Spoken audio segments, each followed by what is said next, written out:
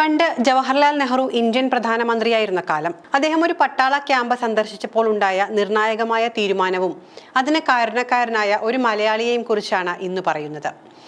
പട്ടാള ക്യാമ്പ് സന്ദർശിക്കാനെത്തിയ പ്രധാനമന്ത്രി അടുത്തുള്ള മിലിറ്ററി ആശുപത്രിയിൽ പരിക്കേറ്റ് കഴിയുന്ന പട്ടാളക്കാരെ കൂടി കാണാനായി എത്തി. ചികിത്സയിൽ കഴിയുന്ന പട്ടാളക്കാരെ ആശ്വസിപ്പിക്കുന്നതിനായി മിലിറ്ററി ആശുപത്രിയിൽ അദ്ദേഹം എത്തിയപ്പോൾ പ്രധാനമന്ത്രിയോട് ആരും ഒരു വാക്കുപോലും സംസാരിക്കരുത് എന്ന കർശനമായ നിർദ്ദേശവും ഓരോ പട്ടാളക്കാരനും നൽകിയിരുന്നു. ഓരോ കട്ടിലും സന്ദർശിച്ച് നീങ്ങുന്ന നെഹ്റുവിനോട് ആരും ഒന്നും സംസാരിച്ചില്ല.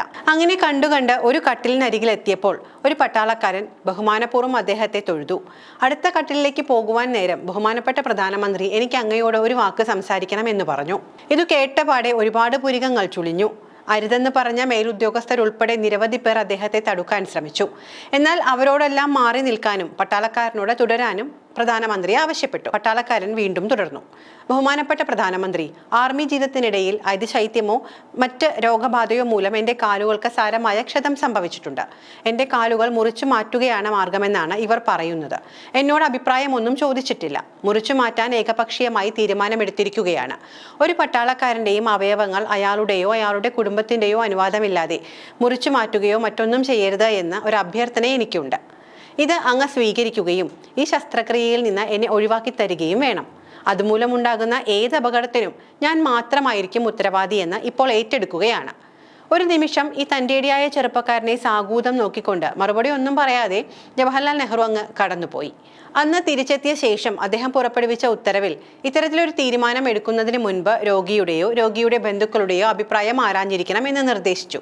അങ്ങനെ രക്ഷപ്പെട്ടു കിട്ടിയ കാലുമായിട്ടാണ് സൈനിക ജീവിതം അവസാനിപ്പിച്ച് തൻ്റെ നാട്ടിലേക്ക് അയാൾ മടങ്ങിയെത്തുന്നത്.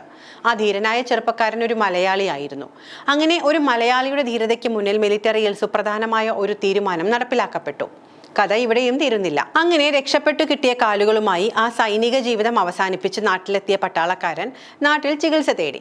ചികിത്സ ഫലം കണ്ടു തുടങ്ങി. ആ ചെറുപ്പക്കാരന്റെ പരിക്ക് ഭേദമാകാനും അയാൾ പതിയെ എഴുന്നേൽക്കാനും തുടങ്ങി.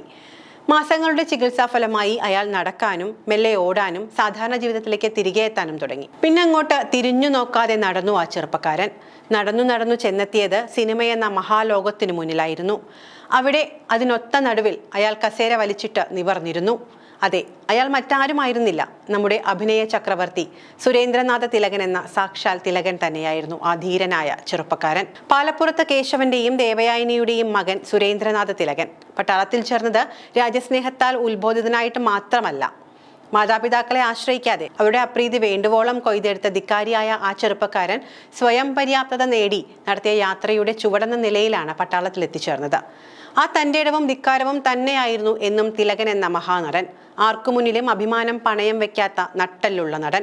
1979 തിലകൻ സിനിമാ രംഗത്തേക്ക് കടന്നു വരുന്നത്. ഉൾക്കടൽ എന്ന ചിത്രത്തിലൂടെയായിരുന്നു അദ്ദേഹത്തിന്റെ അരങ്ങേറ്റം.